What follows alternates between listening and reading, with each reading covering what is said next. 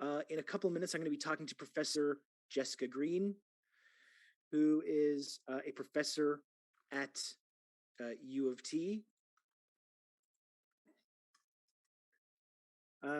She teaches the science of climate change, the politics of climate change.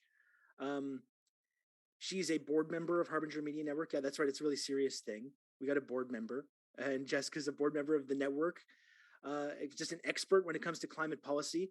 I don't know if you know this, but we got an election going on. We got an election coming up in a couple days, and climate has played a big role in that.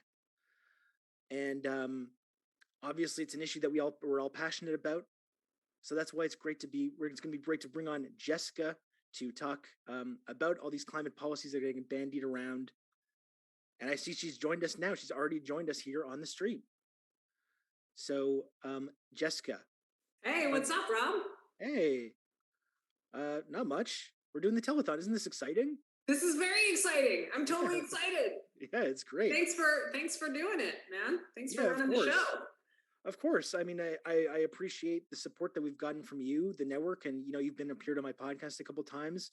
I know you're really passionate about being part of this new independent media scene we're kind of trying to build here in this country. Obviously, it's needed when you look at our media landscape. It's obviously needed. So I'm really happy that you're involved with this. Really cool. Yeah, well, I am too. It's really nice to get out of the university and into the real world. Yeah, the real world of Twitch stream and podcasts. That exactly. Yeah, and this is your Twitch debut, isn't it? This is my Twitch debut. Turns out it's very exciting. A lot like Zoom. Yeah, exactly. Exactly. That's the thing. It was intimidating for me to get involved with as well. As I'm very young, but I was still I'm not old. But I was still, it was very intimidating getting involved in this platform because, there's a whole lot of weird ins and outs and stuff. So it's been a very interesting year for me trying to figure this out, trying to figure out this whole platform. So yeah, it's been quite an adventure. Well. Yeah, it's going okay. In any case, what are we here for today? It's the Harbinger Media Network. It's our first annual telethon. This is hour one. We're going to be going all day. We're going to be going all day with Canadian independent media, left media content. Very exciting. You want to just introduce? I gave you a little brief introduction, but you want to just say hi to the chat and introduce yourself and let you know how you got on board with all this? Hey, I don't know who's out there, but I'm Jessica. I'm a professor at U of T in political science and School of Environment. I'm American. I'm new to Canada, but I'm very happy to be here. I came here in 2018 from New York City, and I study climate change and the politics of climate change and carbon pricing and carbon markets and kind of just the political economy of how do we get from a fossil fuel based economy to a decarbonized economy. And specifically, what is in our way? Why can't we do that? So that's what I think about in the academy. But I also am, I'm a recovering lib. Yeah, of course. Yeah. And so I'm really. It's taken us all. We've all been on a meandering journey to get here, right? I think some of us like to pretend that we came out of the womb as the exact perfect kind of communist, but right. we all we're on a journey to get here, right? Right. So it's important to, it's hello, my name is Jessica and I'm a recovering lib. And exactly, it's our support meeting. Exactly. So I got, I got in contact with you when I got here, and then, I started to learn more about the sort of left media world here in Canada, and Andre Goulet, who runs the Harbinger shop, asked me to be on the board, and I was really excited because it's a way to kind of help build a community here and provide really important sort of alternative voices to the mainstream discourse. I mean, I just found that that was the big problem for me, is that I would just read The Guardian and the New York Times and it was okay, well, that's what's going on. But then I started to do things like read The Intercept and, the narwhal and listen to, some podcasts. And I was like, oh shit, actually there's a lot of other stuff going on. Yeah. This is not necessarily the only version of the facts. Yeah. Well, it's a really huge thrill to have you on board with this project. It's really exciting. Jessica, we got an election coming up. I don't know if you know about this. We do have an election coming up. Yeah. So it's been you came here in 2018, but Yeah. Justin Trudeau now has been in charge of the government in this country. The Liberal Party has been in charge since 2015 now. Obviously, when they were campaigning, when they were getting elected in the first place, climate was a centerpiece of the conversation then, much as it is now. Justin Trudeau, as we know, has said a lot about how important this issue is. He's marched in the marches and stuff. So 6 years into this Trudeau experiment, how would you rate their actual actions when it comes to addressing this issue, and not so much the words that they use, but the actual actions that they've committed to? Yeah, I mean, I think maybe fuck all is like a slight overstatement, but not that much, right? Because, Canada, who was it? There was some other podcast that I listened to, and I can't remember, but this is not my quote, but Canada has been described as 3 oil companies in a trench coat. Yeah. And there's also mining companies as well. Mining companies, yeah, and timber as well. Yeah. But, the Liberal Party has refused to reckon with that, right? And so, so there have been a lot of promises. There have been some policies put in place at the margins, the Pan-Canadian framework, which is the kind of big policy umbrella for all of the things that we said that we're going to do to meet our Paris pledge. So the Paris Agreement in 2015, all the countries got together and said, okay, now we really have to do something about climate change. We're really serious this time. Yeah, we're really serious this time. No playing around. And so Canada's pledge was to, comes in the form of the Pan-Canadian framework, and it's reducing emissions 40% by 2030. And we are very far from that. So there have been, a lot of different policies put in place, but we haven't dealt with things like the tar sands. And basically, the fact that 2 of our 2 provinces are, super dependent on the fossil fuel economy. And also we've continued to invest in the fossil fuel economy. So we have a long way to go. And Canada is just like, we haven't really made a dent in decoupling. We haven't, so economic growth is still largely coupled to fossil fuel combustion. Our per capita emissions are insane. We're very far cry from where we need to be. Yeah. And what was very strange, by the way, I hear your call. I've noticed in the chat, people are saying the widget is not updating, the donation widget, which obviously hopefully we can fix soon. But there's, as I said, chat, there's a lot of moving parts to this broadcast. We're going to figure out this out. We've got 12 hours to go. We are going to figure all this stuff out. But I wanted to talk about the debate the other day, because we can talk endlessly about Trudeau's record on this, which is not good. Like, everyone can admit that it's not good. But it was so bizarre watching this debate the other day and having Trudeau basically just saying, like, no, actually it's been really good, and actually we're reducing emissions, and the scientists are all saying that our plan is better than every other plan, and just like this bald-faced lying and misrepresentation of what has actually happened. It's really strange, isn't it? Like, it's such a, we can all look at the record, we can look at the rising emissions, we can look at even the basic things, like you promised, like planting trees. We were joking around about this on Twitter the other day. Right. Which hasn't happened, you don't need some big political will to do this, but none of this has happened. The emissions are just shooting up. So is he just lying? Is he just lying through his teeth, or what is going on here? Yeah. So I didn't watch the debate because I can't, because as an American, I still have PTSD from watching debates. Yes. Now. I wouldn't have watched it if I didn't have to watch it for work stuff, because it was painful to watch. I gotta admit.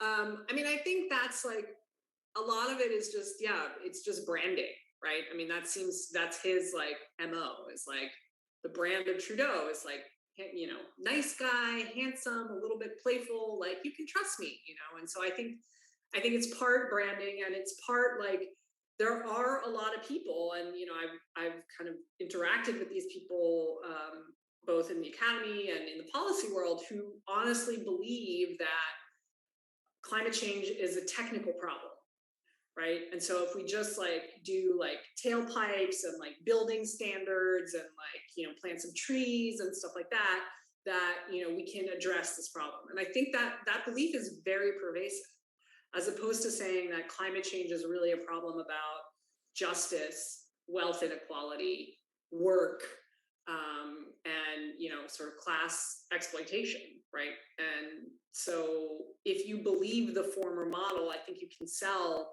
to yourself and to others the idea like, oh yeah, we are making some progress. We're doing these things at the margins, but they don't get to the root of the problem, and that's the issue. Well, that's the thing, that watching this debate and watching this whole election process play out has just made me feel like I'm losing it, because it's like, we can, yeah, sure, we can talk about retrofitting homes, we can talk about public transit and electric vehicles and all this stuff.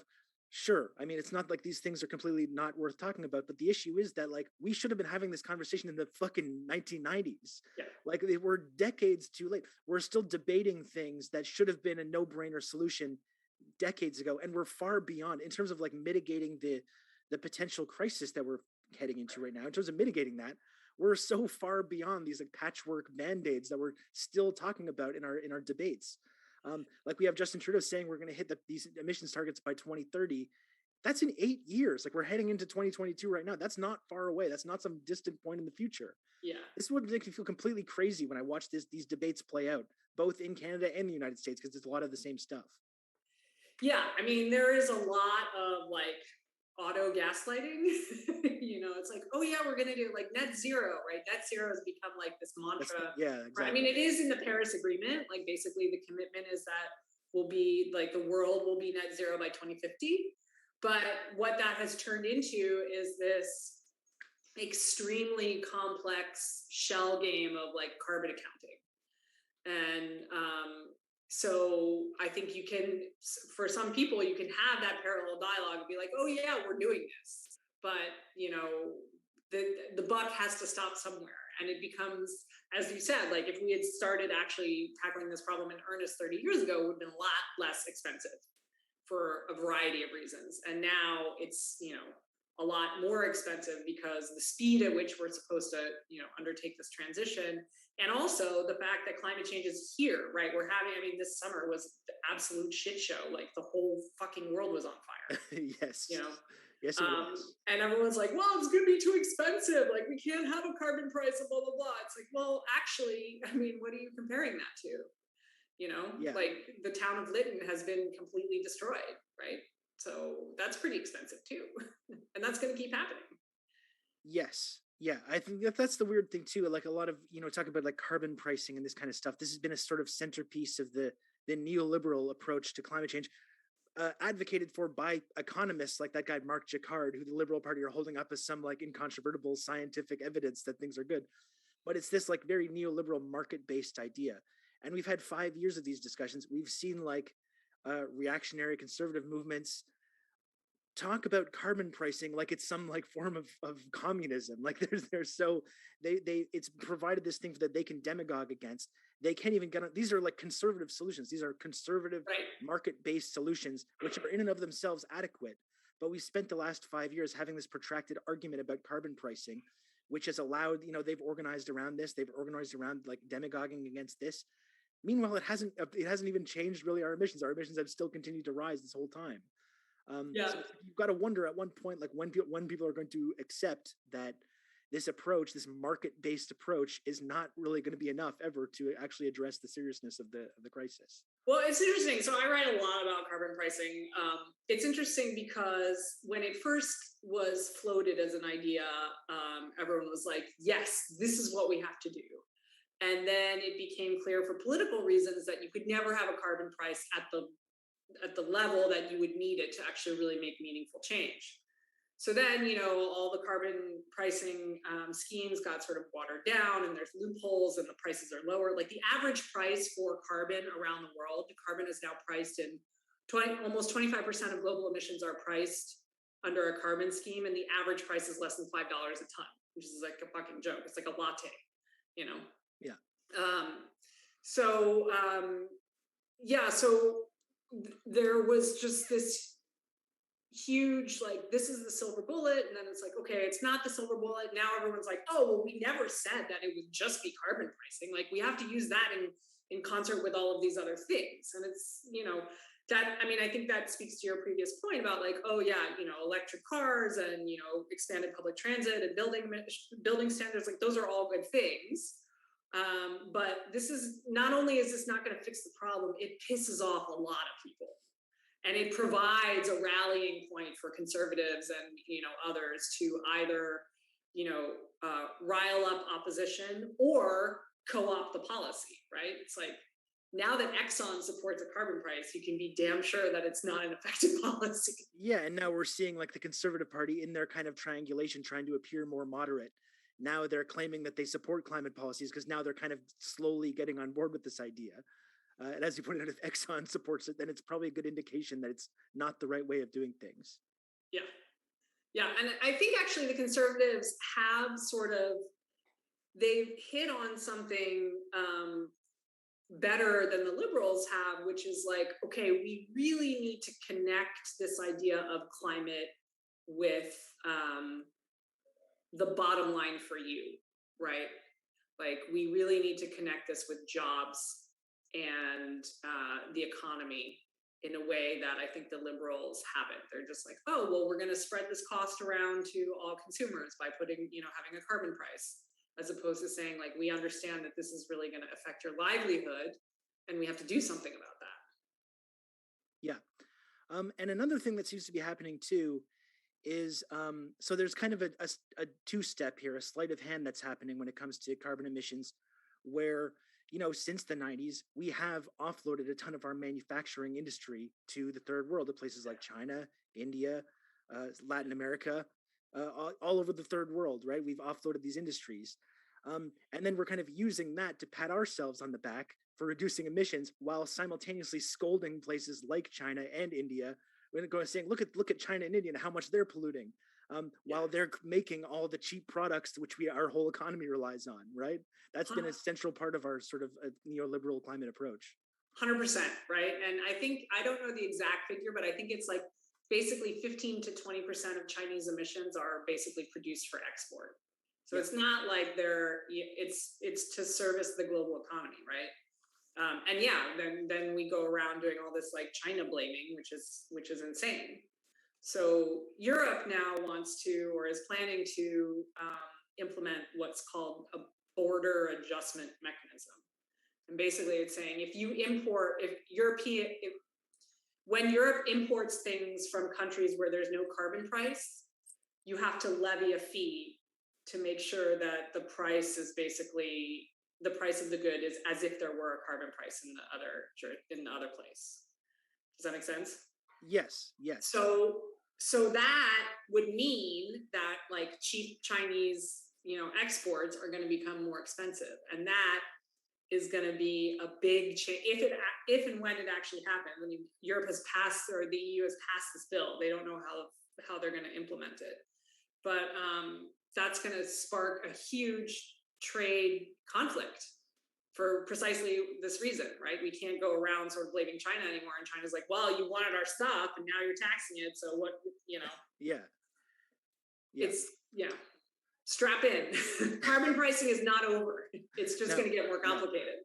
No, absolutely. So I just getting into the rest of this election discourse.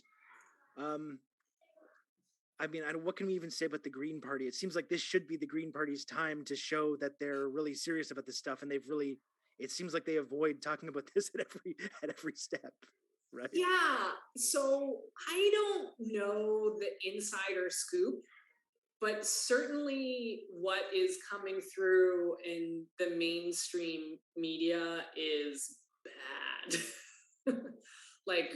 Paul has gotten terrible press. It's not clear to me like who's actually guilty, right? Or if she's, if she's really as incompetent as some people claim, or this is like, infighting, or. Well, it seems like a bit of both. I think like she's definitely being sabotaged from within the party. There doesn't seem to be any way of denying that, you know? Right. And so what it looks like from the outside, it's just like not good, right? It just looks really like sloppy and, unprofessional, and it obscures their policy messages, which should be, I think, at the forefront, right? This should be they should like run the tables on this, but Yeah, they're not. And it's I their think time to that, shine. yeah, and I think they're lacking some detail in some of their policy stuff. I mean, they have obviously more ambitious targets and proposals, but how you actually get there is not entirely clear in their platform. So that, plus the fact that there's all this sort of infighting, has just meant like there's really not a lot of there. And I think they could really make more of the kind of just transition stuff, and they could work with it. Like if the Greens and the NDP got their shit together and like really actually focused on what a just transition means, of like how do we provide and expand the social safety net, like the debate about childcare, right? That's actually a debate about climate change, because it's about supporting, expanding a low carbon part of the economy, right? And supporting that. And like everybody's behind, it seems like everybody's pretty much behind that, right? There's some squabbles about how it's actually going to get done, but like if the NDP and the Greens could get together and say, we're the party of like prescription drug benefits and expanded childcare, fixing the long-term healthcare, the elder care system, which is an absolute disaster, right? All of those are actually very green policies. Yeah. And they're not getting the airtime that they need. Yeah. Well, that's part of the whole Green New Deal framework, right? Is that it's like, not only do we want to have serious solutions to this serious crisis, we want to actually try to improve people's standard of living in the meantime, and make it into something that's positive for everybody, that everyone benefits from. And that's the thing. I think that's the frustrating thing for me. Because you see, the NDP is should be also like the logical choice to pick up this mantle and be really advocating for really radical policies to combat this. And I think their climate plan there's some good stuff in it, like we talked about. I don't want to just like completely shit on it. At the same time, it does feel like a bit of a missed opportunity the last 5 years, when we have this clear terrible record for Trudeau. We have people. There's a whole generation of people that are really passionate about this, that really want to see that kind of radical change. Um, I feel like there's been a huge opportunity over the last 5 years to show young people, especially, that they can be the party that they can take seriously about this stuff. And it's still, we're heading into this election, 6 years into the Trudeau project, and it just seems like they haven't been able to make this case to people. And I can't see that as anything else but just a huge missed opportunity. Yeah, well, I mean, a missed opportunity suggests that they're not smart enough to figure out that messaging. Which I'm I giving think them a is lot of credit probably here. partially true, but also there are huge structural interests in place to keep the Liberal Party in the center and not really seriously regulating the fossil fuel industry. Yeah. So that's not a missed opportunity. That's a conscious choice, right? Yeah, and it's like you saw Jagmeet Singh at the last debate get asked repeatedly whether he's going to cancel these pipeline projects, and he just can't do it. He just can't give a straight answer to it. And it's just, to me, like, it's 2021. We're dealing with this level of crisis. It should just be a no-brainer. Fucking Joe Biden is to the left of Jagmeet Singh on this. That's just unacceptable. That was a bad look. Yeah, really it was bad look. Yeah, and just say, look, we're going to take that money, that like trillions of dollars, and we're going to spend it on people, right? I mean, I think one of the things from where I sit, which again, as an American, like one of the reasons that Trudeau isn't doing as badly as he could be is because the government really showed up with CERB and EI during COVID. And it's like, well, you should learn something from that, right? People want a safety net. They want to not live in precarity all the time. And message around that, craft your policies around that. Yeah, absolutely. Definitely. So it's been a depressing election season. It's kind of a dumb election. I mean, it's so stupid. I hate that we're doing this. It's annoying. But it has been a great opportunity to get this sort of media collective that we've been working on in this country to kind of like get it in gear and start having these conversations and start trying to provide a counter programming to what our mainstream media is doing, which is what we're doing here today. And I'm really happy that you're part of it, Jessica. It's really cool that you're part of this whole project. It's the most important election of our lives. Exactly. Oh my goodness. Um, but yeah, I just wanted to thank you once again for being involved with the Harbinger Media Network and for appearing on the stream today. It's been really cool to talk to you about this stuff. Yeah, it's always a pleasure to talk to you, Rob. And hopefully the next time it'll be on your 49th Parahell Twitch stream. Yes. Well, this is technically my own channel, but it's getting hijacked today. Oh, you're lending it out? Yeah, I'm lending it out. That's right. Well, thank you for doing that. Yeah. And thank you for sitting there for 12 hours, or maybe not. Oh, I'm not, believe me, I'm not sitting here for 12 hours. Don't worry about that. That's our wonderful producer, Nahum, who's doing that. Okay. I'm the talent. Okay. You think I'm going to be sitting here 12 hours? I have other stuff to do. All right. All right. Thanks, well, Jessica. Thanks, Rob. Yeah. I'll talk to you soon. Bye. Okay. Thanks so much to Jessica. Always a huge pleasure to talk to Jessica. So everybody, as I wanted to remind you, we're trying to raise money to support the network. Obviously, I believe our widget at the bottom does not seem to be working yet. It does not seem to be working. I noticed that we have got some donations. We're going to work on making sure that gets that works throughout the day. I did just want to say, give a huge thank you to our donors so far: Adam Boyce, Craig Shepard, aka, well, I don't know if I want to dox Craig, Kiefer Furtak, Grayson Berkeley, a couple of really generous donations so far on PayPal. We're going to try and get that widget working eventually. Once again, if you do want to donate, there's a panel. You can do so on the About page on this channel. You can also hit the exclamation point donate command in the chat to get the link. We will try to get the actual widget working properly so we can monitor that in real time. In the meantime, I will have to just be doing it the manual way, analog. We're going analog.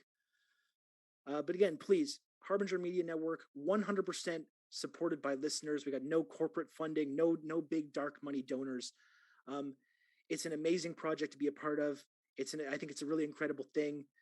But we got to rely entirely on generous donations from listeners. So that's how you donate. You donate using the command in the chat or on the donate panel. We will eventually figure out how to actually show the donations on the screen. Eventually, we are going to figure this out. We got 12 hours to figure this out. We're going to do it. I have confidence. So that was great to speak to Jessica. Rob just used an exclamation point. Was that a copy paste job out of some notepad somewhere? That's exactly right. That's exactly right. It was a copy and paste. For regular viewers of this channel will know, both my shift keys have been malfunctioning now for multiple weeks. For some reason, instead of taking the simple solution of just purchasing a new keyboard, I just have yet to do this. So if I want to make an exclamation point or a question mark or a hashtag, I have to Google search the punctuation and then copy and paste it. It's really not ideal. Yes, Jessica Green does have a Twitter, Pepto State. Lodane just posted it in the chat a couple times, but if you want me to repeat it, it's twitter.com/greenprofgreen. She's my go-to. She's my go-to climate expert. Whenever I want to talk about climate policy, Jessica's the absolute best person to speak to about all this stuff. So I was very happy to have her come on the stream today. I'm very happy to have her part of the board of the Harbinger Media Network. It's really, really cool.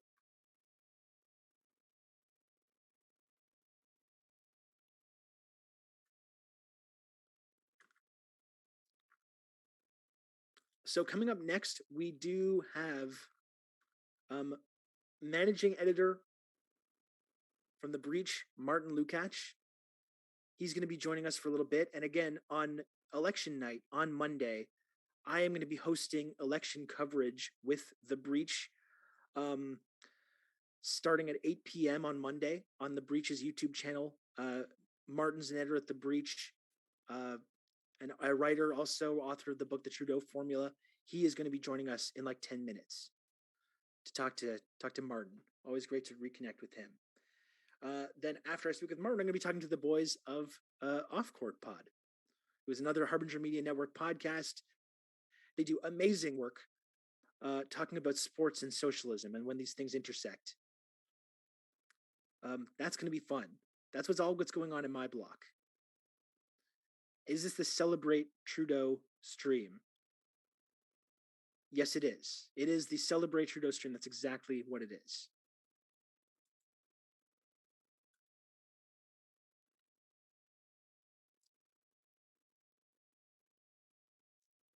So, Chad, how do we feel so far? How many of you are going to be here for the entire 12 hours? We're all getting Trudeau tattoos. That's right. Celebratory Trudeau tattoos.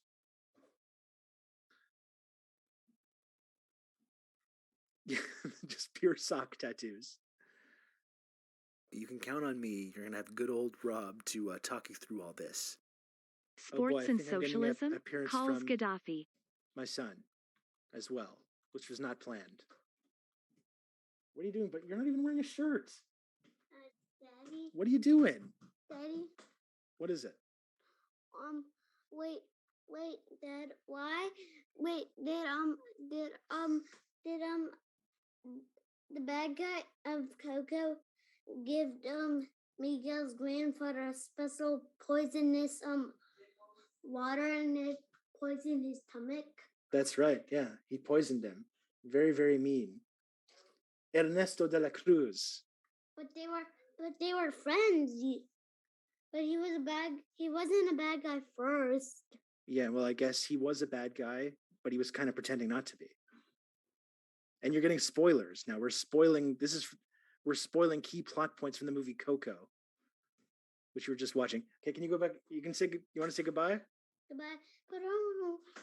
But Dad, can you gonna watch YouTube again. Go upstairs and talk to Mama. Okay, Mama will tell you. Okay, bye. And you got to close the door and you go upstairs. Okay.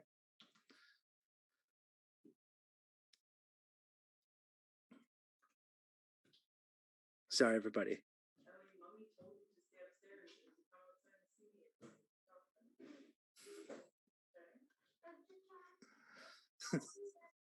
Anything can happen in live broadcasting.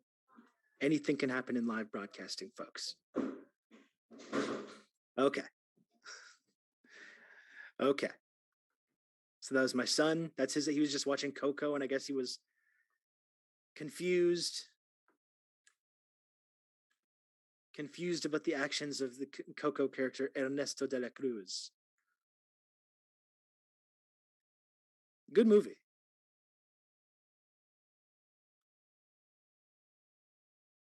Good movie.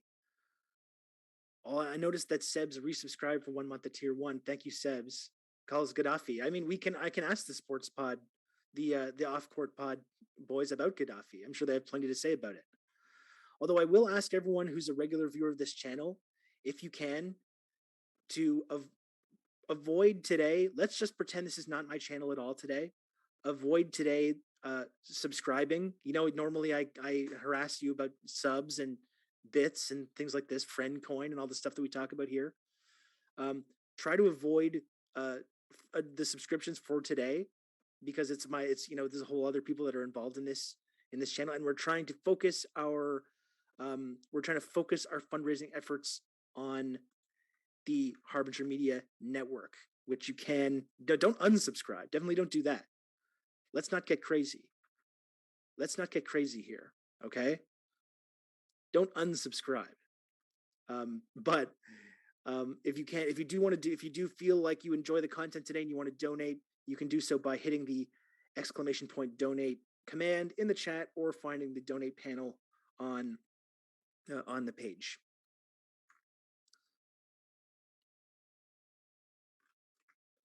Dealing with chat is like herding cats. It's like herding chats. As you know, I'm an expert of this, though. Oh, and arguably Arugula, I did notice that you subscribed with Prime. Thank you very much. I do appreciate it. I don't want to say like, don't. I I appreciate I appreciate the Prime sub, arguably Arugula, and I will be back on this channel on Tuesday for a post-election breakdown. But remember, today is all about the Harbinger Media Network, and we're trying to raise funds for the network to keep the network going. I'm doing it because you told me not to unsub, and no one can tell me what to do. Okay. Oh man. You said no one was going to tell you what to do, and then I was going to command you to not subscribe, and then that would be used against me as further ammunition. Oh my goodness, now I've started an unsubscribing movement to my own channel. Turns out I have a lot to learn about this whole platform. Cease the means of subscription. Yes, absolutely.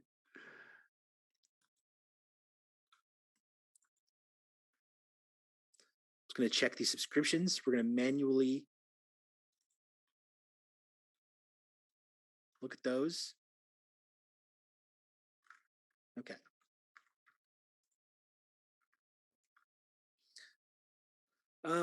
So in like 5 minutes, we got Martin Lukacs joining us. So chat, how are you handling this so far? What do you think? Only true fans of the Harbinger Media Network are going to be here for the entire day, the entire 12-hour experience. Do I mark financial reasons or streamer was mean to me when I unsub? Now this has just gotten way off the rails here. This has gotten way off the rails. My goodness. And look at Jessica Green is in the chat already. She's already a Twitch pro. She's already a Twitch pro using the chat. Look at that. That was a great conversation with Jessica Green. Always really enjoy speaking with her.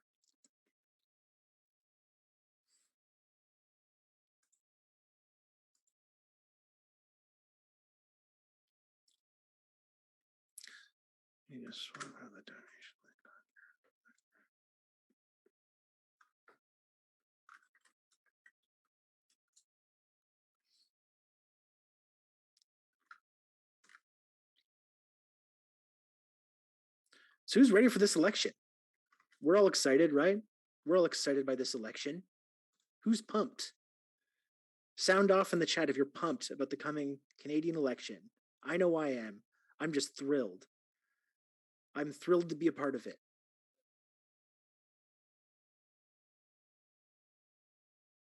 Yes, Lodane. Follow Lodane's advice. Jessica, tell your students we had a Poggers time on Twitch today, and all the Zoomers will immediately support and respect you. Nothing gets me going more than electoralism. Me too. Absolutely. Dakadoon's pumped as an American. Wonderful.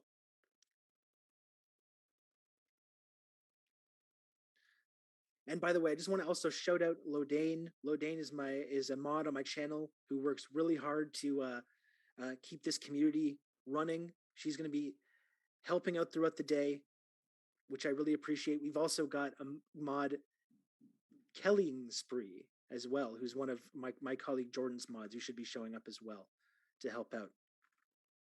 Please give it up for Lodane, though. Lodane does a lot of really great work keeping this community running. We really, really appreciate it. See, people are spamming the Lodane emotes in the chat, as they should.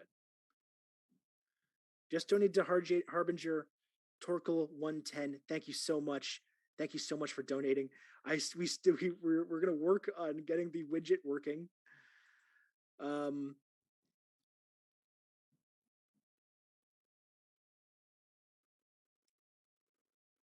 It may have to be when I may have to, because I don't know if I can host the show and speak to guests and also troubleshoot the widget at the same time. So it might have to be when I leave. In the meantime, we have been getting some donations, which I do appreciate. It means a lot that people are supporting independent media. Jen Hassim just donated. Jen Hassim, thanks so much. Very, very generous. Thank you so much to everyone. And even people, we know that there's a million different things that people are asking, donating for, trying to get donors for. Even folks that are just here to hang out and interact with us, watch the stream, hang out in the chat. We really, really appreciate everyone that's going to stop by today.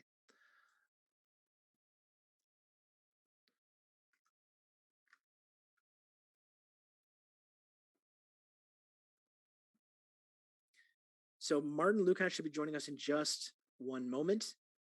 I have to do I'm doing so much commentary around this election.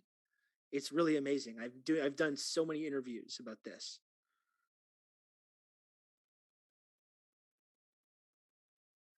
We should actually take a look at the, if you can, I'm going to actually get the Breach RSVP link here,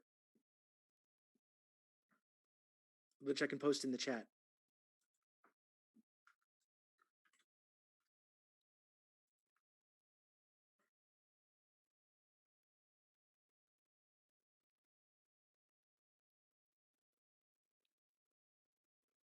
Hey, Rob.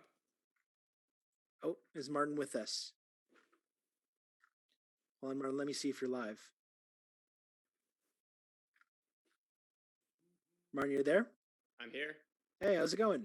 Good, man. How about you? Very good. Nahum, I think you just want to switch the scene there. We got to make sure our producers, here we go. There we go. Very nice. Good to talk to you, Martin. Thanks for joining us. Thanks for having me.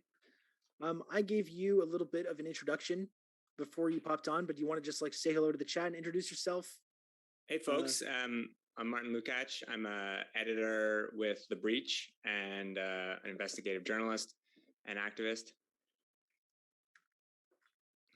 Yeah. Author of and I mentioned you're the author of the book, The Trudeau Formula. You literally did write the book on Justin Trudeau. Well, there were two others who wrote books, but they're both shitty parliamentary hacks. Yeah. So the only lefty to take make the sacrifice for all of us and spend a year thinking about Justin. That's right. But it's important that we have this perspective, right? And I guess since you're just some people may not be familiar with your work, why don't you just break down? You did a great video about this on the Breach YouTube page a few weeks ago. But why don't can you give us a little breakdown of what the Trudeau Formula is and how Justin Trudeau has operated as PM over the last couple of years? Sure. Well, the Trudeau Formula in many ways is like a modern adaptation of the Liberal formula.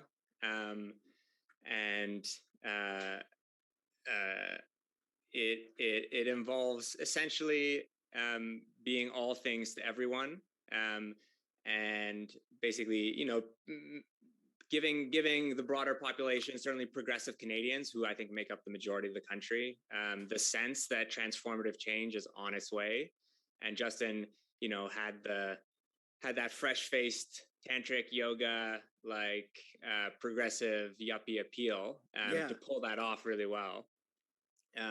But the key part of the formula is the quiet appeal that they make simultaneously to the corporate and political elite of the country. And to them, they say, don't worry, the furniture actually is not going to get shifted. All will be well. We'll take care fundamentally of your interests, while making it seem like we're going to shake up the status quo. Yeah. And so, corporate interests and the corporate basically prerogative to determine how this country is governed doesn't really get affected. And we've seen that in the last 6 years, whether we're talking about the weapons manufacturers or the big banks or pharma or certainly the oil barons in Alberta. Everything is more or less, in terms of their privilege and power, untouched. And we have some tinkering at the edges, and sometimes even some bigger concessions that the Liberals are very good at offering, for instance, like childcare, though, we would need to re-elect them twice more to actually get $10 a day childcare. And so they're the liberals generally in this country are really incredible at being these kinds of brokers, or as I brokers for the elite, or as I describe them, kind of like political shock absorbers. They're great at buffering the discontent and political anger and essentially channeling it into harmless political directions. Yeah, and this is something you outlined in the book as well, right? Which is that, like, you know, Trudeau was very clear when he spoke, like, behind closed doors to the sort of Bay Street crowd, the corporate crowd, talking about, like, there's people that are, you know, they're clamoring for, like, they want to come and take your money, and they want to, you know, there's all kinds of people that are clamoring for this kind of radical social change. You need me to absorb that, and you need me, like, I'm the one that's holding, you know, between you and the groups with pitchforks, which is actually very similar to the pitch that Obama made to these very same people when he took over, right? Totally. So he was very clear to this corporate establishment that, you know, there was a lot of anger about you know, the elites, the 1%, and that he was there to absorb that and to ensure that, like, that didn't manifest into, like, any serious structural change, right? Yeah, exactly. And I think you know, seeing the Obama endorsement a few days ago for Trudeau is very fitting, because Trudeau not only takes very closely from Obama. I mean, they adopted many of the tactics, the databases, the consultants from the Democratic Party, from the corporate wing of the Democratic Party. But Trudeau and Obama are very much part of this kind of neoliberal international, which, you know, comes out of this third way, progressive neoliberal triangulation form of politics that I think actually the Canadians don't get enough credit for helping innovate. Like Jean Chrétien, in many ways, it was the original model for that kind of progressive neoliberal politician, from whom I think Bill Clinton and Tony Blair learned a lot. They viewed. I mean, they used to have meetings regularly of this third way international, and Jean Chrétien was kind of like a elder statesman for this form of politics, which I think Obama really took to its, like, peak, and then in a kind of secondhand, like, sloppy seconds way, Justin, like, followed up with. So, yeah. But have you seen? I was just before I joined the call, I was catching up on Twitter, and I saw that Justin has yet again promised electoral reform. So we should. Yeah. Did you see that? I didn't. It didn't seem like a promise from what I saw, but it did seem like, oh yeah, we'll take another look at that kind of thing. It's like, why would anyone believe that? I mean, that's the whole thing about this election that we keep talking about, right? Is that in 2015 he could kind of credibly make this claim. Like he definitely in the 2015 election got to the NDP's left on a number of issues, and did appear to be the sort of fresh-faced progressive in that race. But it's weird that, like, we're 6 years into this thing, we can look at his record and we can match his record up with this kind of promises that we made and this kind of vision that he was laying out there, and see that it doesn't really go together. Yet he's still kind of making this claim. He's still doing that same strategy, and it's incredible that there's still a constituency out there that's buying this. You know? Well, I think, I mean, I think that he still, to this day, 6 years on, gets such servile treatment, in uncritical treatment in the corporate and state media in this country, that actually, I think there are a lot of people in this country who still think he is a progressive, pragmatic political option. So yeah, we're seeing in this last, like, you know, the last days of the last week of the election, them not only recycling a lot of promises like this one, but also working overtime to try to shore up their climate record, which I think you spoke. I missed the earlier broadcast, but I think you spoke about that. But, like, they have had all their top organic intellectuals out there working Twitter, the Gerald Butts, the Andrew Leaches, the Sandy Garasinos, trying to still make the claim that Trudeau's climate record is impeccable and the best out there, which is astonishing, but also effective in the way that they do it. And they've been really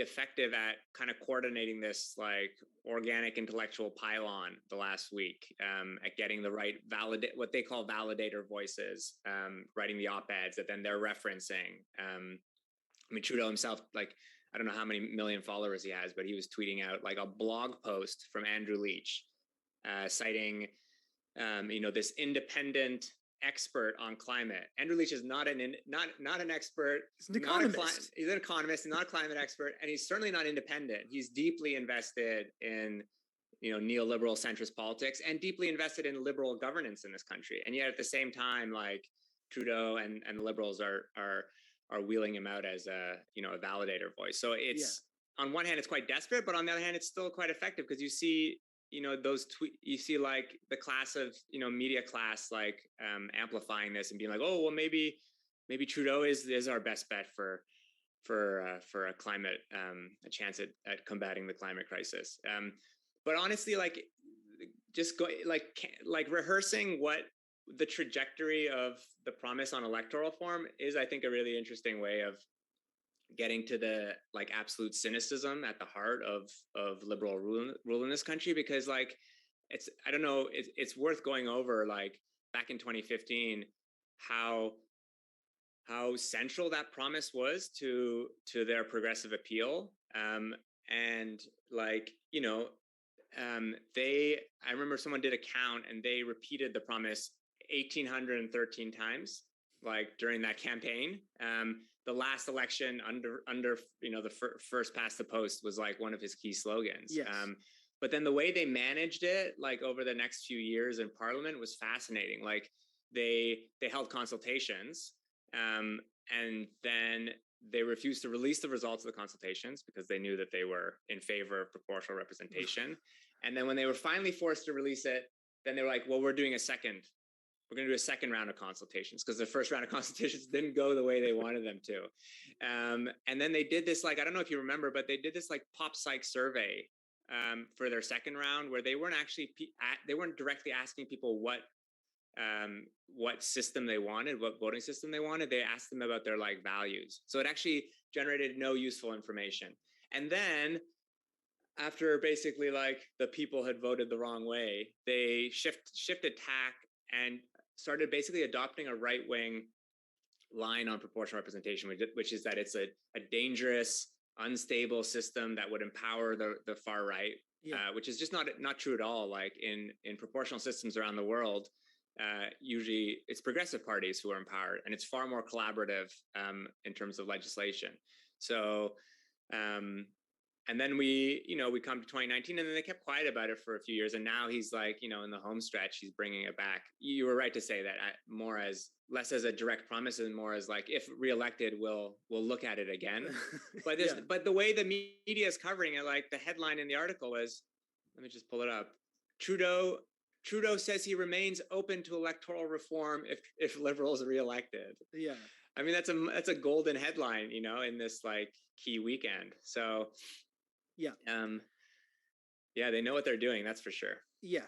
And so certainly when we talk about, the ways that they've been able to, the Liberal Party in particular, and Justin Trudeau has managed to overcome this deficit when it comes to like their actual, promises versus what their actual actions has been. The sort of media establishment in this country has been, helping out with that project a lot over the last couple of years, and especially over the course of this election as well.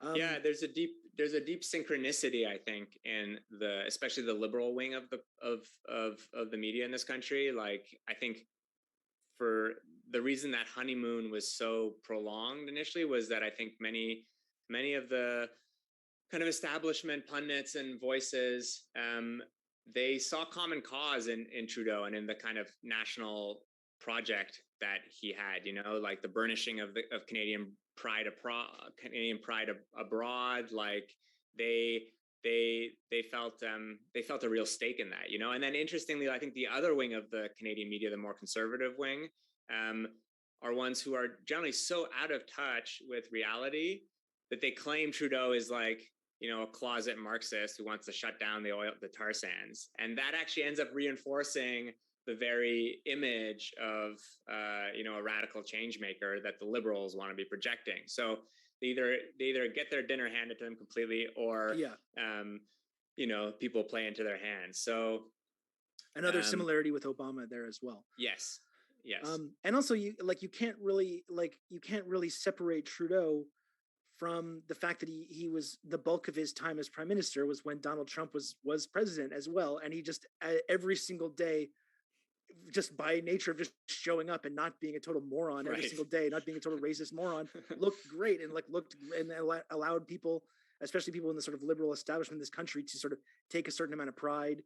And I think they were encouraged in that context to kind of paper over a lot of the really terrible things about his tenure, because it's just like, well, look how much better we're doing than the United States. And that I feel like that was a central part of his legacy, the fact that he was not Trump, not being Trump. Yeah, exactly.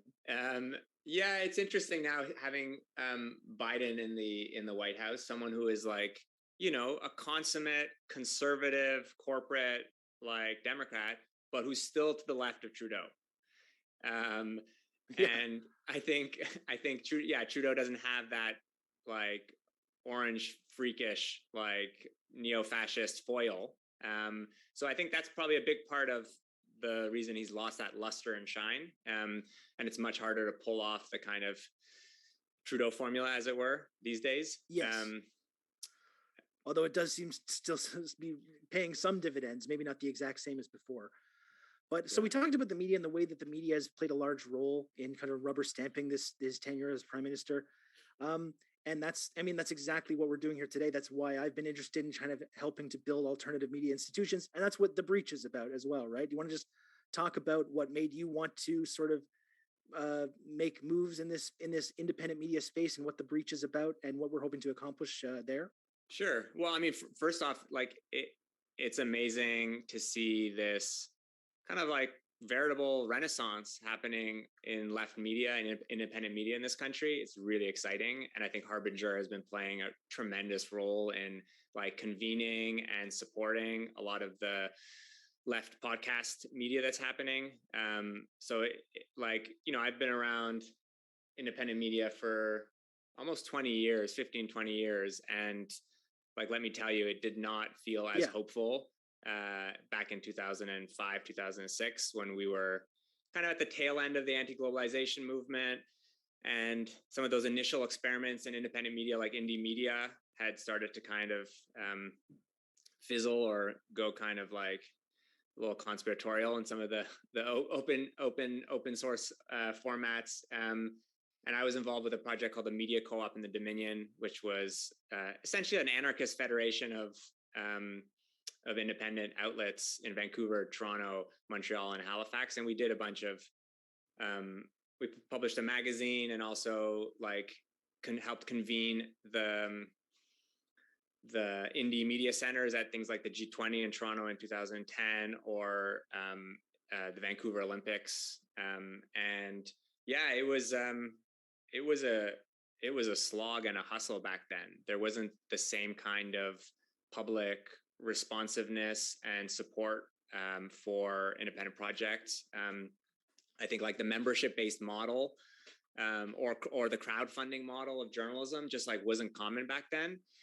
So I think in many ways too, like what we've seen over the last few years is the increasing collapse of the corporate model. And I think people understand that better now than they used to. So I think a group of us felt that it was like time to try again. The Breach is much like, the various projects in the Harbinger network, an attempt to build a credible but radical media outlet that can actually reach into the mainstream and popularize radical ideas through critical journalism and effective storytelling. So yeah, and we're going to be covering the election on Monday starting at 8 p.m. right? I'm going to be hosting our election coverage. It's an incredible panel of guests we've got lined up for Monday on the Breach's YouTube page.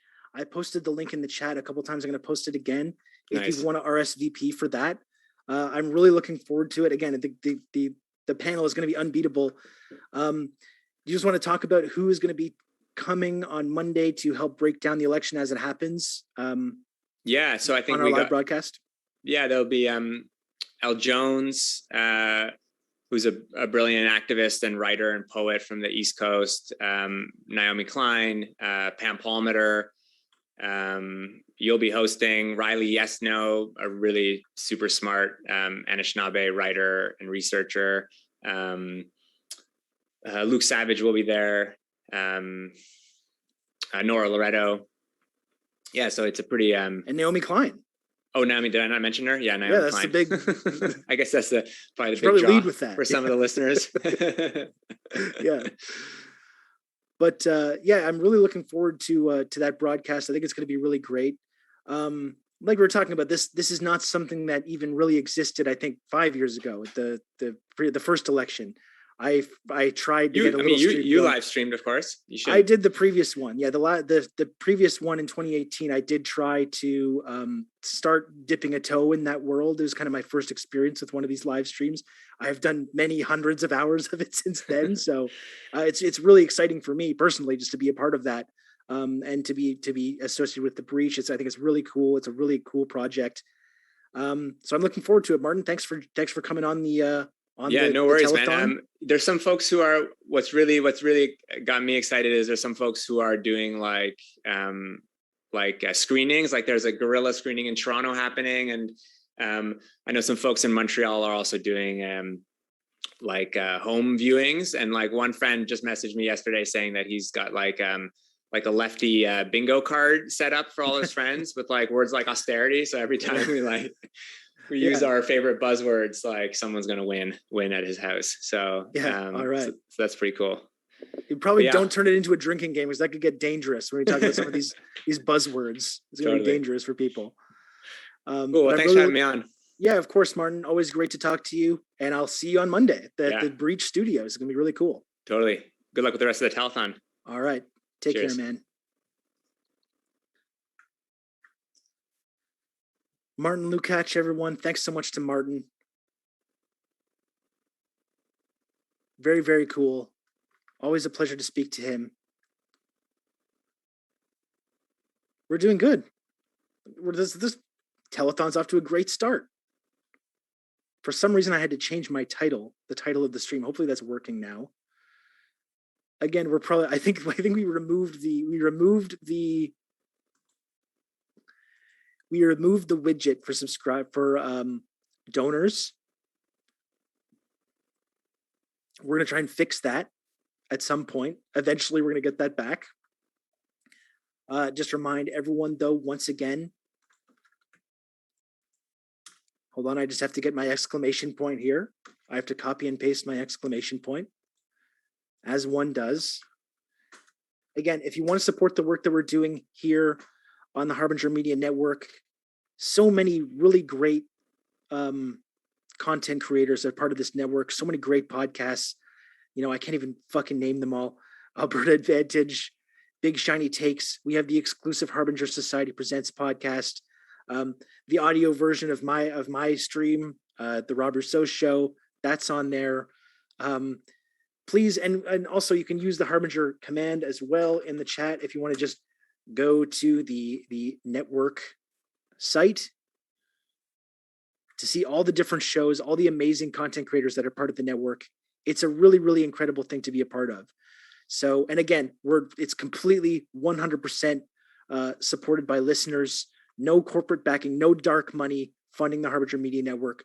So if you've got a few bucks, even a dollar or two, anything helps, any little bit helps. Head on over to the link that I just posted in the chat. !donate is the command.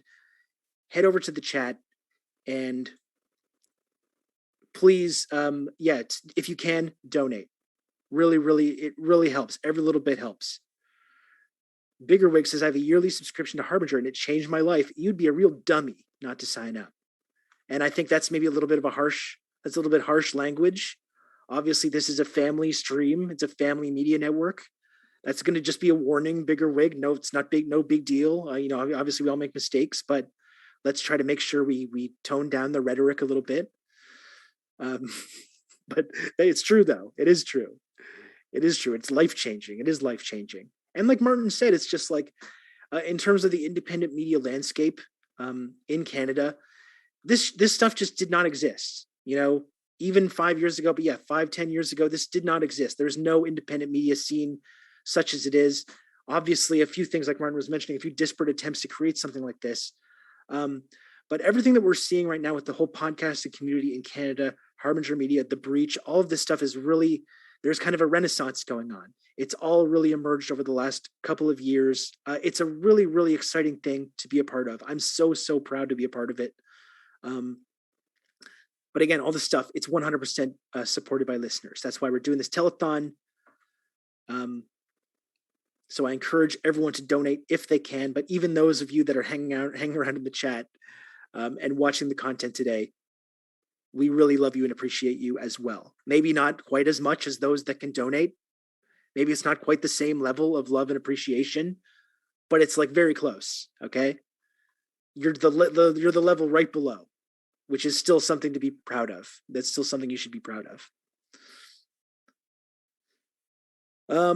So what do we think of Martin? Thanks again to Martin. Do you have any comments, chat? We're waiting for the off-court pod boys to show up. They should be coming in like 10 minutes. In the meantime, sound off in the chat.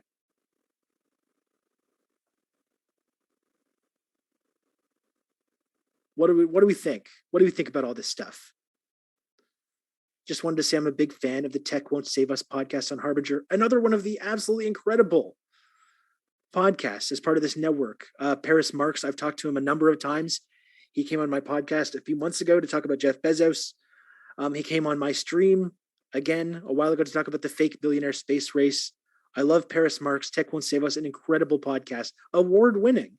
It's an award-winning podcast. He's going to be part of this telethon as well. I actually don't have the schedule in front of me, so I can't tell you when exactly, but at some point, Paris is going to be joining this very telethon. He said Bezos was good, if I remember correctly. That's right. That we did a whole podcast to talk about how we think that Bezos is good. And this the whole space race thing is actually really cool and inspiring. That's what that was about. That's right. Yes, really big on Alberta Advantage as well. I mean, pretty much the flagship podcast as part of this, the Harbinger Media Network. We can think about Alberta as being just this kind of deeply reactionary place, and certainly those elements are there. I don't want to say that they're not. There's a long tradition of amazing activism and leftists in Alberta as well. It's got a really rich history that we don't talk about that much, and the work that Alberta Advantage does as well. Week in, week out to call attention to some of these stories and these historical stories and current events and putting their own spin on it. Not this Albertan. There we go. So they do a really amazing work as part of this network. They've got a whole incredible segment planned for this very stream later on. They're going to be doing some gaming. They're going to be watching documentaries. Like, I can't stress enough, folks, we're an hour and 22 minutes into this stream here. We're going to be going all day. We're going to be going all day. We're going to be going all day until midnight. So many amazing people coming on to talk about all these various subjects today. And by the way, Sebs, I don't know if you're still there. I don't know if you're still there in the chat. I did see you pointing out that I'm so communist that I've spent the last 2 weeks talking about electoralism, which is true. But also, even Lenin said this, which is that during these electoral seasons, you have a whole bunch of people that are all of a sudden paying attention to politics when maybe they normally wouldn't be. So it doesn't mean that we're breaking down all the electoralism stuff, but it's a great time to have all these discussions. If we want to talk about the way that our electoral system is inadequate, if we want to talk about the way that our liberal democracy is actually not much of a democracy, that now is a great time to do it, because we can talk about that stuff all year round. But during election season, all of a sudden we have all kinds of different people, different folks paying attention to the news and politics, paying attention to the electoral process. And that's when we can, convert them to become communists themselves. Just to respond to that, just in case anyone thought I was becoming a lib now, which would actually be offensive and possibly legally actionable. So Kevlar Ninja says, thank you, Rob. I'm so tired of my fellow Easterners being like, oh, Alberta's a lost cause. They're all conservative assholes. Like, you want to make this whole ass country socialist and you give up the first time people don't automatically accept your ideas. Yeah, I mean, it's important for us all to understand this. We see it a lot in Quebec too, right? We see a lot of people completely write Quebec off, even though Quebec has a longer tradition of like social democracy. People say that it's like unreachable, that it's just like hopelessly racist. As we saw some controversy in the debates about this. People kind of focusing on the Quebec's racism, which I don't want to say that there's not racism in Quebec, or that like Bill 21 in Quebec isn't in practice discriminatory. There is obviously a plenty of systemic and discrimination in Quebec. There's racism in Quebec, but Canada in general, overall, as a country, is very racist. That's the reality. And when we suggest that like Alberta is uniquely racist or uniquely reactionary, or Quebec is like uniquely racist, uniquely reactionary, I don't think that's really true. Obviously, these elements are in every province. And this is the kind of myths that we're trying to dispel in the work that we're doing in independent media. And Pepto States has started to spoil Rob's surprise, but as a special treat to us, the Telethon's going to get a guest appearance from Jason Kenney. Wouldn't that be wonderful? Wouldn't that be wonderful? Maybe that's true. I don't know. He's just going to come out the door behind me there. The door to my bathroom that you see behind me. Eventually, Jason Kenney's just going to burst through it like the fucking Kool-Aid man. English Canadians love pretending they care about racism when it's an occasion to hate Quebec. Yeah, exactly. Exactly. And like this thing, you have to, when you talk about this conversation, you have to kind of walk this line between, I don't want to suggest that there's not discrimination, that there's not systemic racism in Quebec. Of course there is. But the idea that this is like this unique problem, this unique Quebec problem is not accurate. Jason's gonna, it follows Rob on the stream. Oh god, that is absolutely terrifying. And yeah, another good point, Kevlar Ninja. Torontoite Faith Goldie come in third in the mayoral race. Racists are in every corner of this country. They found someone to run for the PPC in every riding. This is something we have to really keep in mind, right? Let's not pretend that racism in Canada is some rural problem, or it's some problem exclusive to Quebec or exclusive to the prairies. It's really pervasive. And we have to kind of understand that framework if we're going to start dealing with that.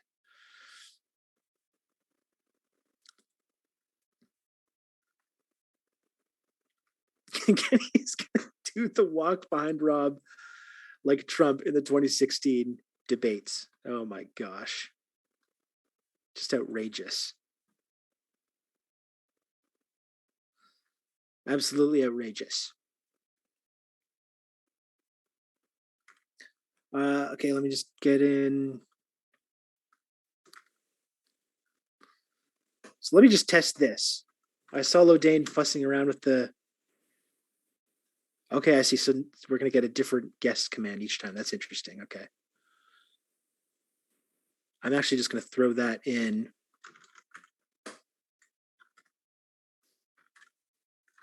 He's Abdul. Hey, Eitan. Hi, how are you? Hey, doing very well. How are you? Good. Good to meet you. Yeah, good to meet you. Yeah. Welcome. It's Eitan from the Off Court Pod, folks. Yes. You're killing the pronunciation right now too. Killing in the good way. Okay, good. I appreciate that. I don't know where. Feel really bad. No. You I appreciate the correct Jewish pronunciation. I'm not sure where Abdul is actually, but I was just talking a little bit ago. We were having we were discussing some of the hockey related election stuff we want to bring to this half an hour. If you're into that. Yeah, well, I still have 1:28 by my clock, so I'm sure he's going to be here any moment. Oh, is there I haven't logged on to the stream yet just because I was up very late last night. Oh, you're in the stream. We're live. We're streaming right now. Hey, everybody. Yeah. Live broadcasting. Oh my God. Hi.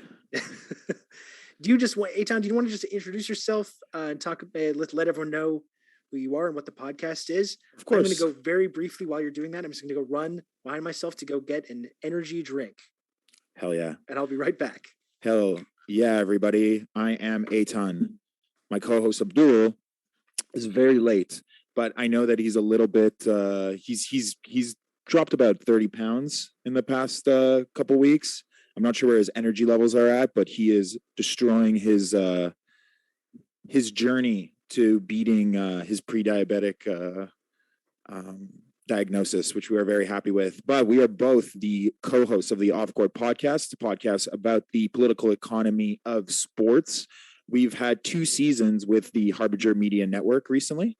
We explored a variety of topics like the viability of socialist sports in Cuba. We've discussed the history of Israeli sports and how it aided certain Zionist initiatives back in early Palestine days. We've covered a lot of different topics. We're sort of a documentary podcast.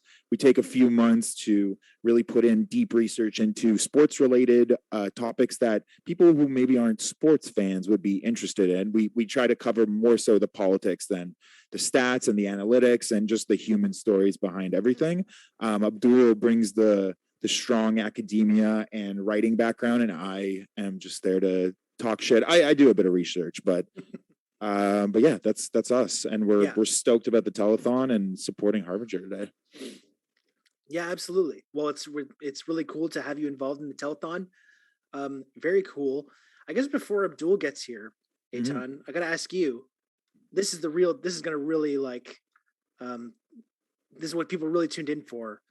How do you feel about the Toronto Raptors' upcoming season, starting in just a couple weeks? Where are you at? Are you feeling good?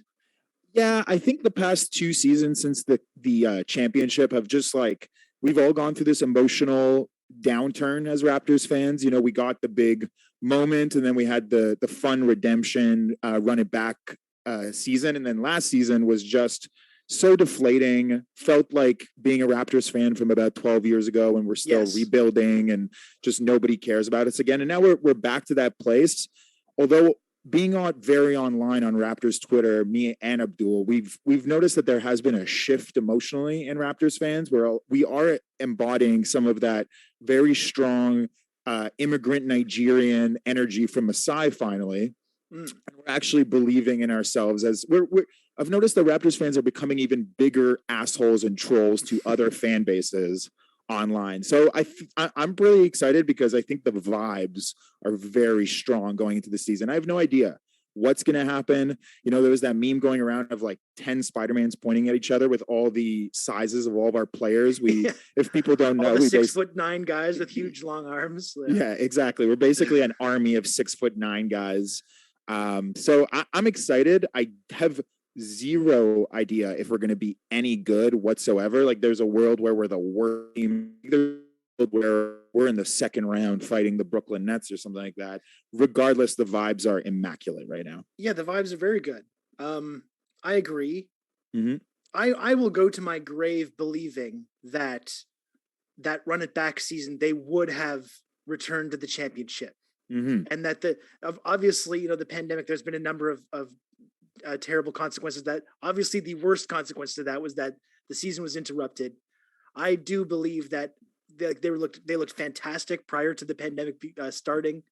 I think they were headed back to a second championship. I will go to my grave believing that the whole bubble thing was fun and entertaining, but ultimately illegitimate. And but I do. I agree though. I feel good about this season. I think a lot of people are writing them off. Last year after this terrible start with all this shit going on and playing in Florida, they managed to claw their way back to 500 and then immediately lost their whole team for 3 weeks. And it was pretty much dead after that. So I think there's a lot of people writing them off that maybe they shouldn't be. And we should feel comfortable in that situation. We should feel comfortable being back in the write-off. The American side of the NBA is just ignoring us. We need to embrace that feeling. And like I was saying, project Masai-style energy onto the world, onto Twitter, and just be confident in that place. And not try to be like Americans, the way, which I want to talk about later, Don Cherry is seemingly very hasn't talked about the Canadian election in the past few months, but is very obsessed with American elections on his podcast and just in general, as we know. And I feel like we need to, just going back to Raptors, embody our Canadianness a little bit more, be nationalistic just for the Raptors, and stop trying to be like America in any way. Stop being this little brother, So Adam Silver, gulag or no gulag? I mean, I think he's been an okay commissioner, but I'm going to say Gulag anyway, just to be safe. Well, look at what he did to our boys, to our beautiful boys. It's true. At least we're not Leafs fans, at least we're not Leafs fans. Even the Jays have something to glom onto these days. Yeah, that's true. By the way, I got to welcome Abdul Malik. Everyone has joined the stream as well, fashionably late. Kind of a big shot, I guess, a big shot move. But Abdul, happy to have you on the stream. Thanks for joining us. I'm really sorry for being so late. Did it start half an hour ago? No, you actually weren't that late. I think Eitan was slightly early, so you were. I was Jewishly. Big of a deal. You were big time late. I was Jewishly early. Yeah, I was basically doing the Muslim thing, right? Where it's like, brothers, we never mean the time we mean. No, it was I was working on like a pitch I needed to get out like today, and I was just like, yeah. If anyone knows any French slang terms that sound cool in the context of science fiction, specifically from North Africa, put them in the chat. But I yeah, know all the various curses, and that's all. Yeah, pretty much like something you would call someone who's a coward or someone who's a piece of shit. Yeah, no, Raptors. Scotty Barnes will take us to the promised land and fucking back. I just saw a thing, pretty well known, like sports analytics thing, put Scotty Barnes in like the 99.7th percentile of like athletic wings drafted in the last 20 years. I loved the immediate turn too, because like everyone was expecting Suggs right in that draft, and everyone immediately kind of recoiled. There was this big kind of like, oh no, what's going on? And the Raptors fans immediately revolted. And then within like 18 hours, everyone was fully on board. Yep. All I had to do was wear the hat around, and we saw the Scotty Barnes energy, and it's immediately like, oh, this guy is incredible. The first turn was when Toronto. Oh, sorry, Rob, I didn't mean to cut you off. Go ahead. The first turn was when Toronto Twitter found out that he was Jamaican.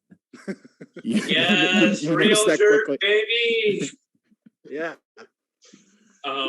Yeah, like it's funny. He bought a plane ticket after the day after he was drafted, and went to Toronto for 48 hours just to be like, this is my city. All right. Like, I love him. I love him so much. He's wonderful. Yeah, they always, when we have a new player, there's usually this ceremonial, like, look, I'm in Toronto, and they're taking like an Instagram live video, but they're always at like, you both know Toronto pretty well. They're always at like Bay and Front or something like that, where there's absolutely nothing at 11 p.m. And they're just like, look, we're in the 6, and they're literally just in like an empty downtown core. That just happened a few days ago, which was very cute because he's with like all the new players, including Sam Decker, who, there's been a bit of history with him.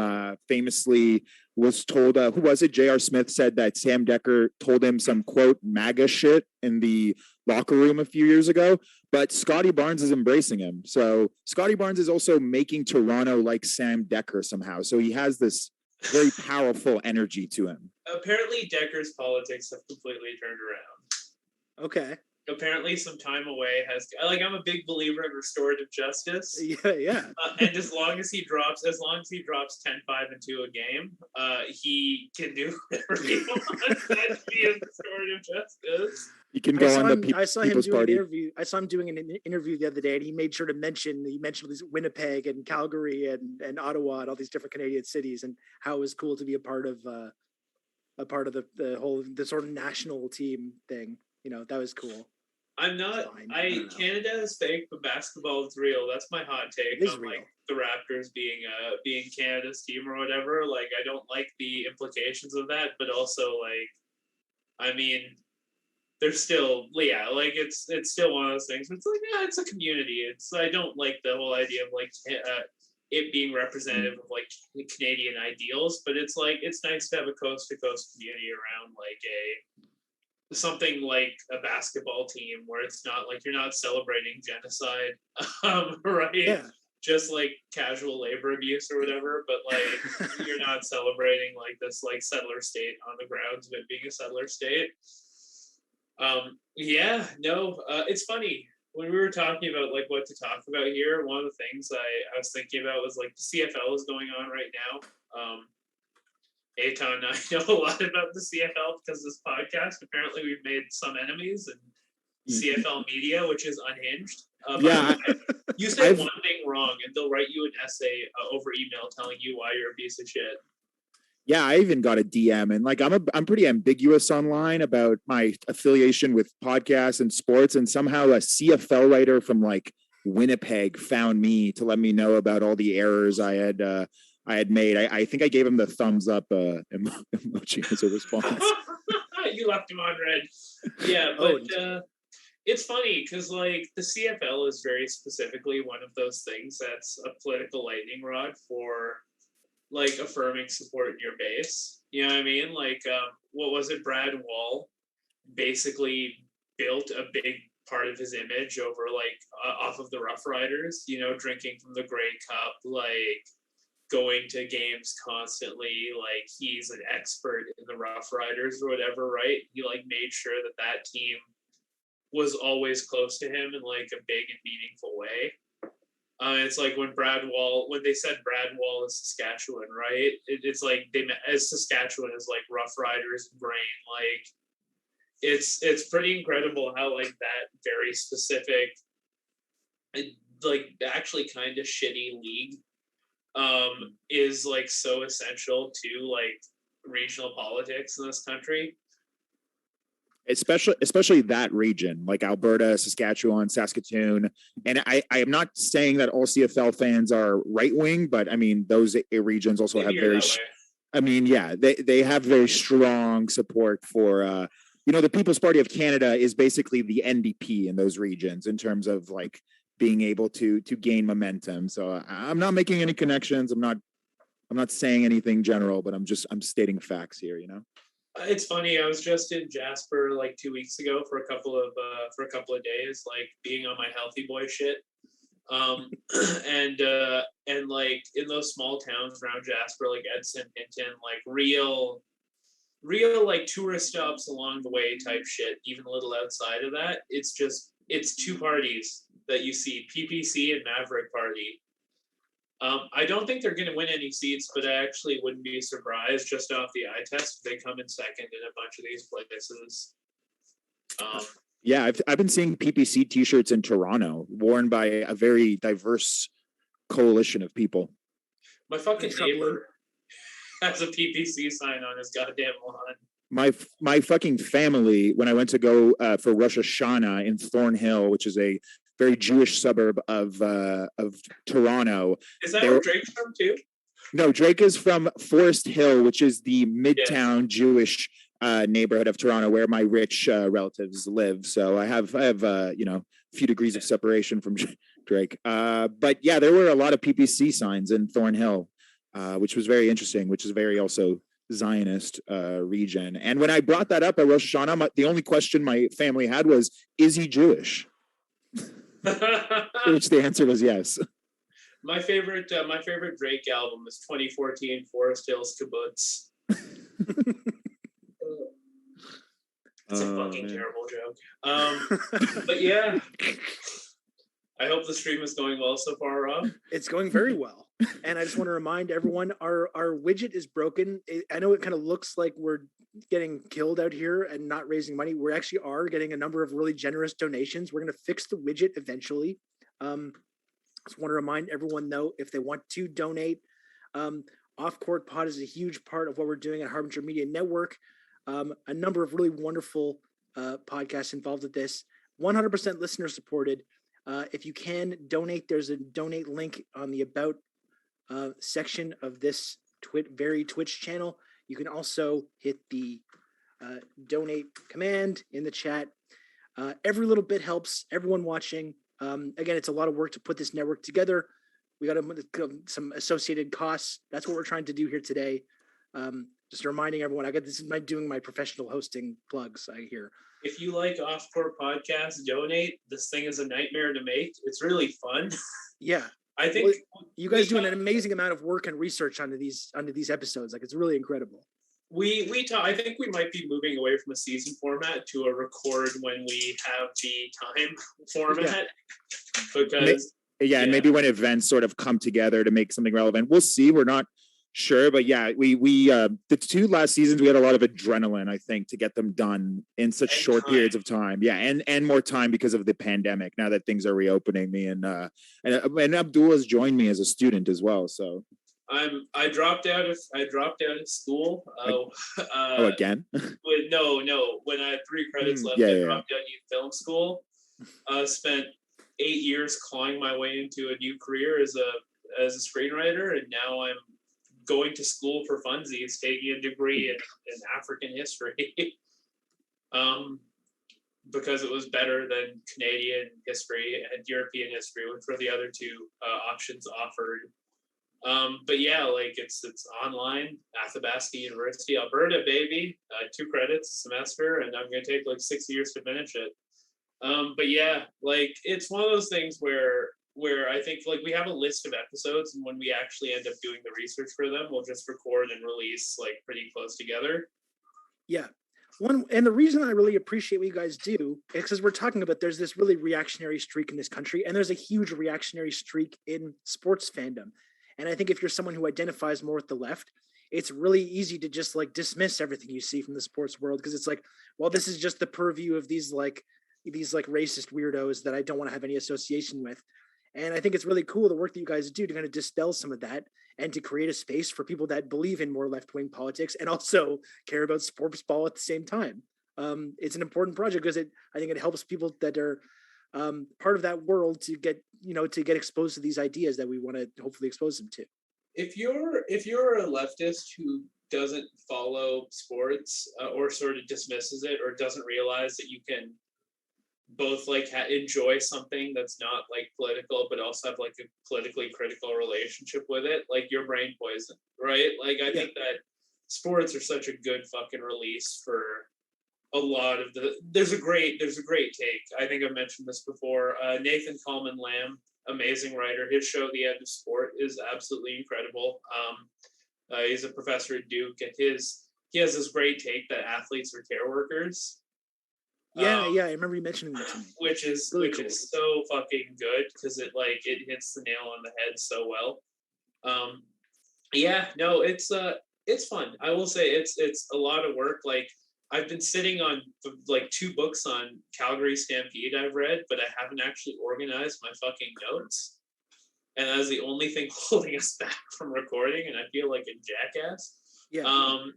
But like, yeah, it's one of those things where it's like, why wait if we're going to take a little longer between episodes? Might as well just record it when we record it, release it, and then start the next one. You know what I mean? Yeah.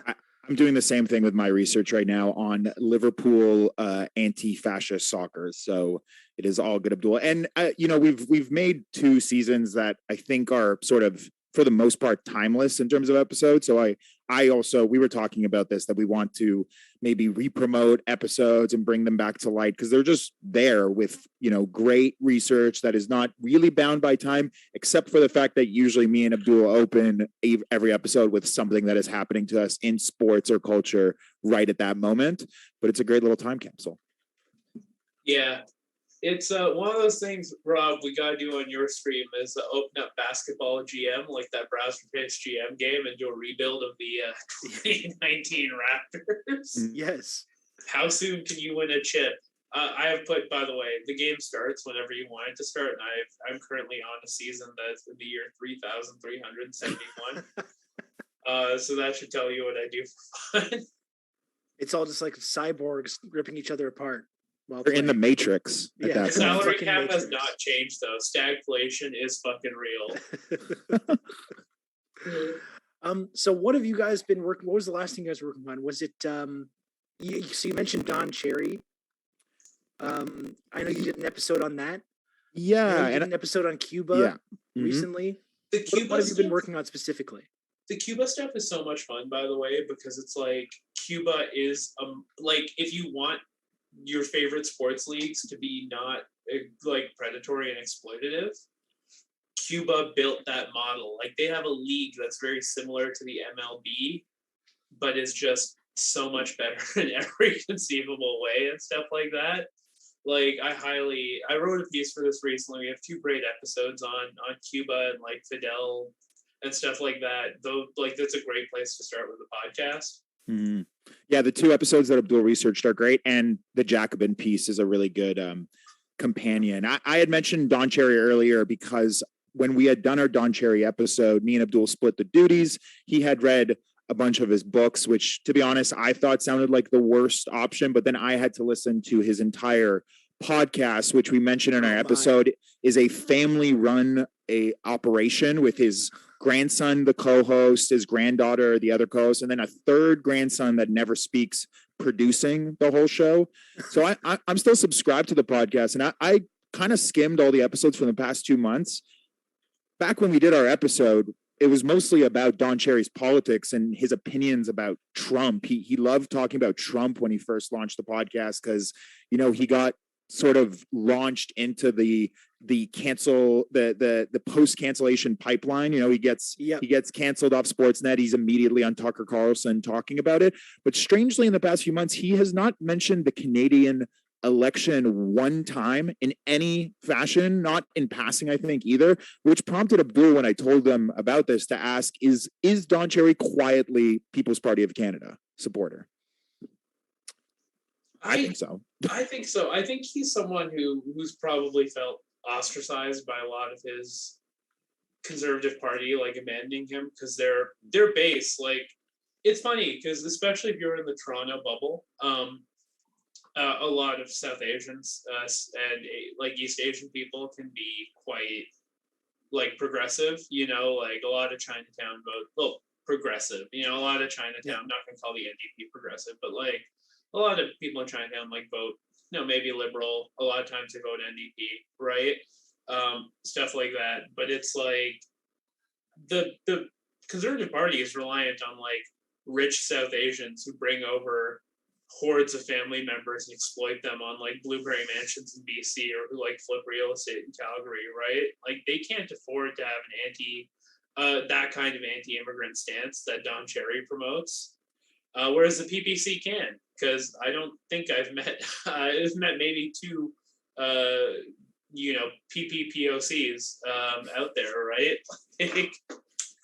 Isn't that one of those guys, the ball breathing guy? Wasn't he one of those guys? Yeah.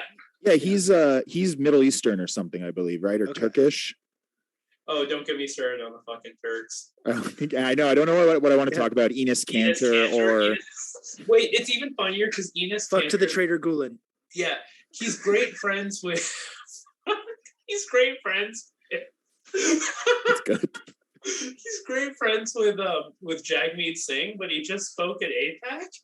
Yeah, he was rubbing shoulders with both Jared Kushner, and I won't go into. I did way too much research about this, but Gilad Erdan, who is the permanent UN representative for Israel, he also started his career by being in direct opposition to the Oslo Accords and becoming like Benjamin Netanyahu's main advisor throughout like the past, like the current, you know, the last Intifada or whatever. Like his last achievement is building more police stations in East Jerusalem because of the last flare up. So that's who I was looking into this because I was, you know, my memory, especially growing up in Israel, was that Turkey and Israeli relations are great because Turkey is one of the first Muslim countries to recognize Israel. But I guess in the last little bit, that's changed, which has put Enes Kanter in direct,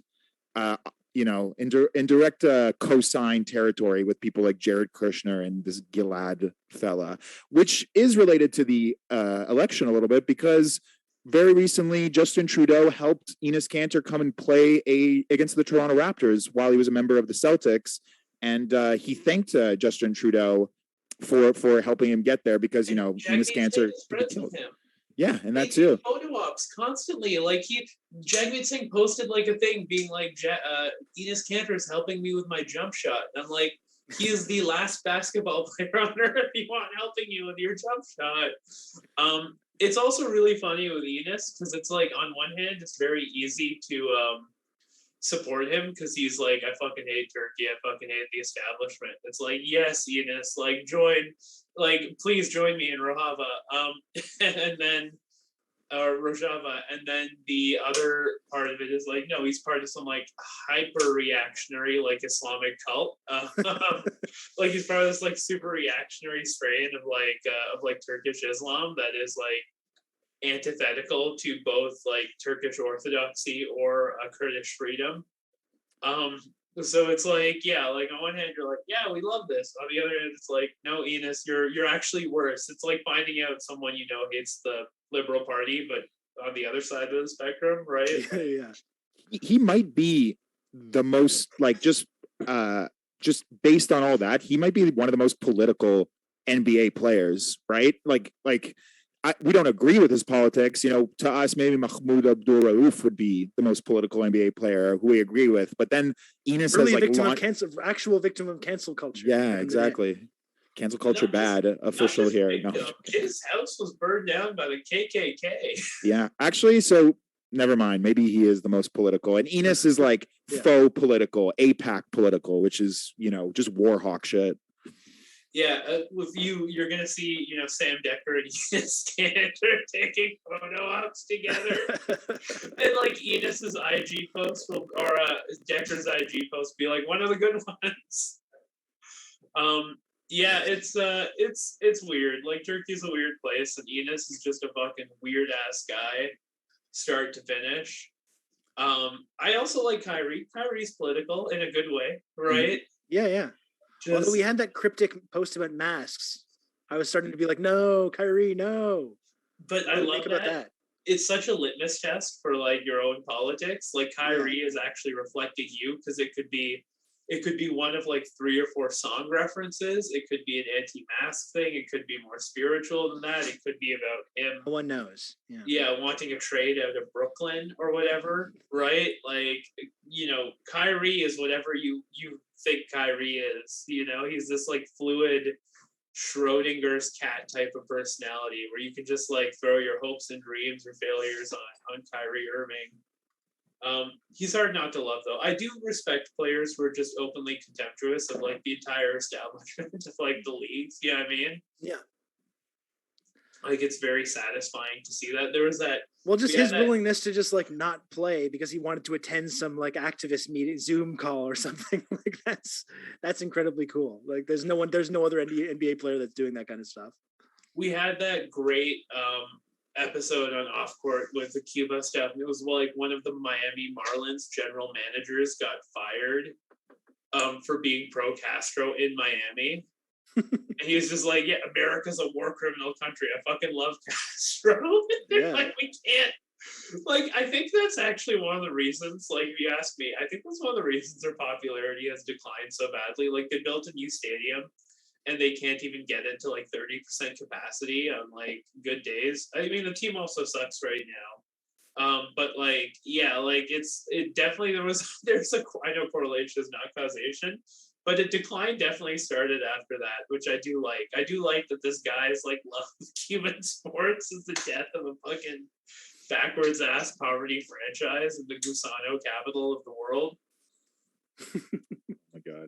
Apologies for any Gusanos in the chat. That's okay. We'll survive the nuclear. We make sure we ban all Gusanos when they show up. So don't worry about that. Yeah. And Gulen supporters. We did do a bit, or Aton did do a bit of research on the hockey player who's a PPC supporter. Well, yeah, because after I was listening to those Don Cherry podcasts, I was just curious if there's been any hockey-related endorsements of the PPC, and there's really nothing except for this random player I've never heard of. Yeah, we'll just do quick off-court style research breakdown, and you guys, I'd love to hear your response, but I've never heard of this guy. His name is Theorin Fleury. He is Saskatchewan-born. He mostly played in America, but played for the Flames. And he recently appeared on the PPC YouTube page with an hour-long conversation with Maxime. Are you pretending not to know Theo? He's a very famous hockey player. I mean, I have very famously said on the Off Court podcast that I am completely out of the loop on hockey. Okay. When I grew up in Israel, I was anti-soccer. Now when I'm here, I'm anti-hockey. Okay, I just know that. So he was famous. Yeah, he's a legendary Canadian hockey player. Oh, okay. Well, he's got his hat behind the PPC. Yes. Yeah, completely fucking lost it. Very unfortunate. Yeah, I mean, I don't know. I didn't know anything about him, so I was very curious about his Wikipedia to find out that he's one of the smallest players to ever play in the NHL. Could you imagine if Muggsy Bogues was a Trump supporter? Exactly. And then the other Fleury, the Fleury who's currently playing in the league, who's a goalkeeper for the Blackhawks. This I knew about. Yeah, yeah, Marc-Andre Fleury. The designer of his helmet was like, this is the new, because in hockey, like goalies have like very customized helmets, right? Like it's a real form of expression. I'm still a big fan of the Cujo helmet from the almost woulda, coulda, shoulda Leafs era, but like the designer was like, it's of course the French person, right? And he's from Quebec, was like, yeah, we had 3 designs rejected because they were offensive. This really limited my creativity, and I'm like, I love the French so much. Like, it's so fucking funny that they're like, yeah, doing a casual like racism is considered like a limitations to their like creative freedom or whatever. To their imagination, you're limiting them. Yeah, you're limiting the horizons of just how racist you can be. Yeah. Well, Eitan and Abdul, like we're running out of time here. The new slot's going to start soon, but it was a pleasure to have both of you guys come on to the Telethon. Really cool. Off Court Pod, a flagship Harbinger Media podcast. Amazing work that you guys do each and every episode. Before we sign off, you want to just let everyone know again where we can find the podcast and that stuff, all that stuff, the plugs you have to do. Yeah, you can find it at Off Court Pod. We are trying to keep that Twitter account as active as possible while we take this mini break. And yeah, you can find me at Rabbi Guy Hardman on Twitter. And again, I apologize for my hockey knowledge being only based on me dunking on the right-wing aspects of hockey and knowing absolutely nothing else about the sport.